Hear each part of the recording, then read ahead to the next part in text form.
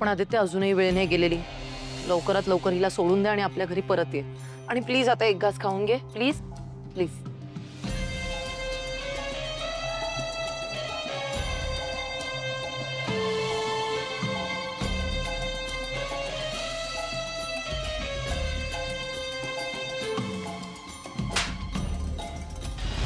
आदित्य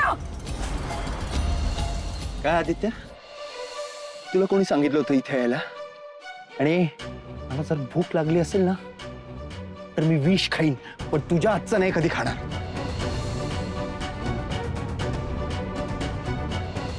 तुला ना पारू विषयी बोलणं सोड, तिचं नाव घ्यायची सुद्धा लायकी नाहीये तुझी, माहितीये ना तुला?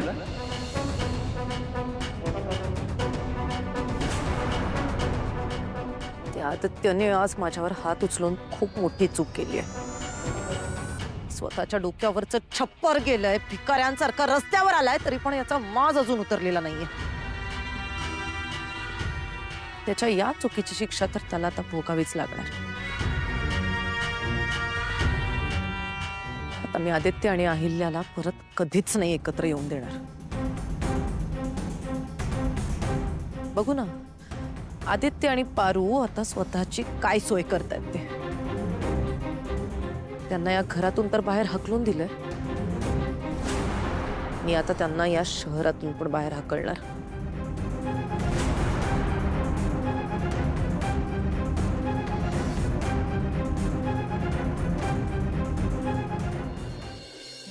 खूप शहाणी समजते ही दिशा स्वतःला. म्हणजे काय, जसं काय तिने जेवायला दिलं नसतं आम्हाला तर आम्ही उपाशीच मेलो असतो ना. हे घ्या प्रसाद, या गुरुजींनी दिलाय. हे घे, तू पण खा. सर नाही नको, मला भूक नाही, तुम्ही खा धरा. तुला भूक नाहीये, तू जर खाणार नसेल तर मी पण नाही खाणार. आदित्य सर, प्रसादाला नाही म्हणायचं नसतं. तू कशाला नाही म्हणतेस? बरं ठीक आहे. का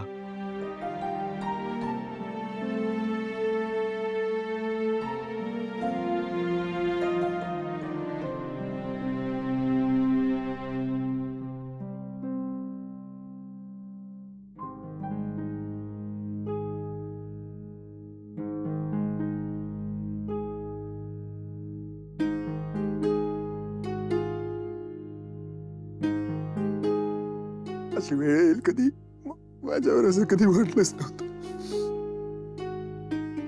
मला ना भूक सहन नाही होत. आईने पण आजपर्यंत कधी मला उपाशी झोपू नाही दिलं.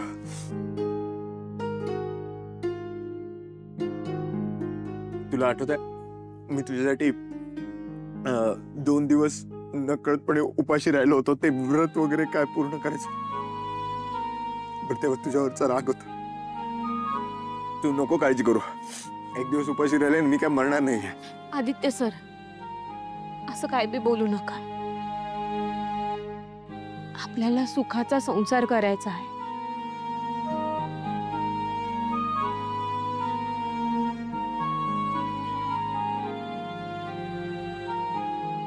पारू, मला असं वाटतं काम शोधलं पाहिजे, आपली कुठेतरी राहण्याची व्यवस्था बघितली पाहिजे. आणि तू ना एक काम कर, तू स्वयंपाकासाठी जे जे सामान लागतं ना त्याची यादी करून घे. काही करून आपली राहायची व्यवस्था झाली पाहिजे आज.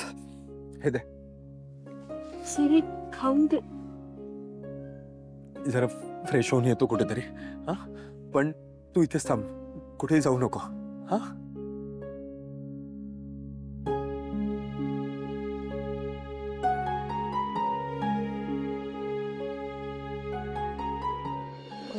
का बसवून ठेवलंय? मला भूक लागली. सावित्री, ब्रेकफास्ट कधी मिळणार आहे? माझं हेवी डाएट आहे, मला आवरत नाहीये आता भूक. दिशा, तुला डोक्याचा भाग आहे? आदित्यची जागा आहे, इथे येऊन बस. वहिनींनी जर बघितलं ना तर तू. मला ना खूप भूक लागली आहे वहिनी. मला तुम्ही जेवण सोडलंय म्हणून मी नाही सोडलंय जेवण. मला खरंच खूप भूक लागली आहे. कधी मिळणार आहे ब्रेकफास्ट? देव जाणे. उठ. तुझी हिम्मत कशी झाली इकडे बसायची? हा,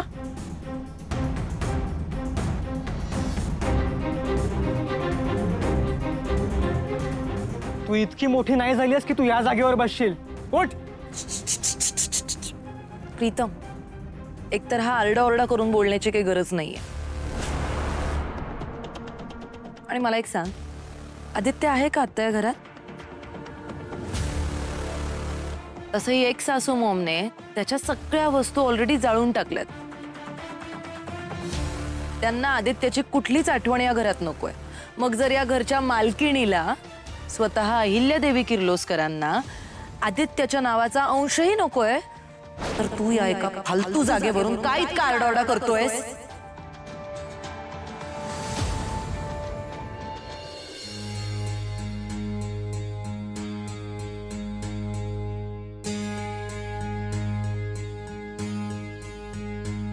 खरंच ना, ऐकायला नको काही.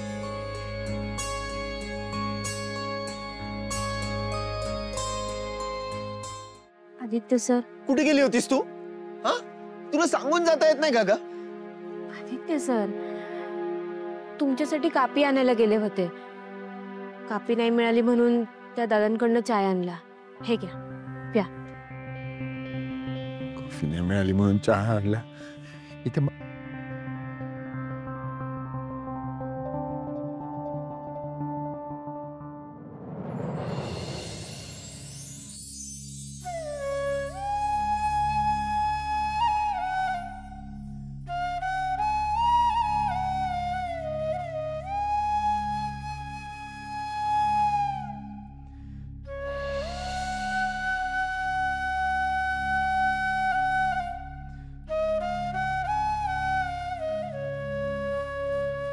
सॉरी. सर. तू पी. तू पी.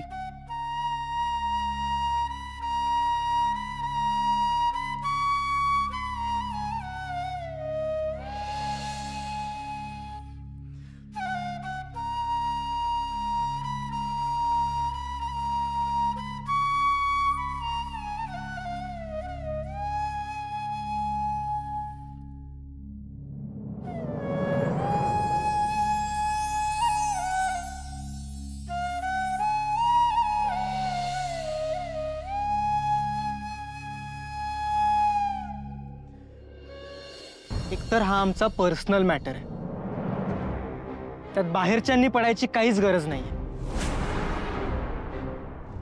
आणि दादा आज इथे नसला तरी आज ना उद्या तो परत येणार आहे.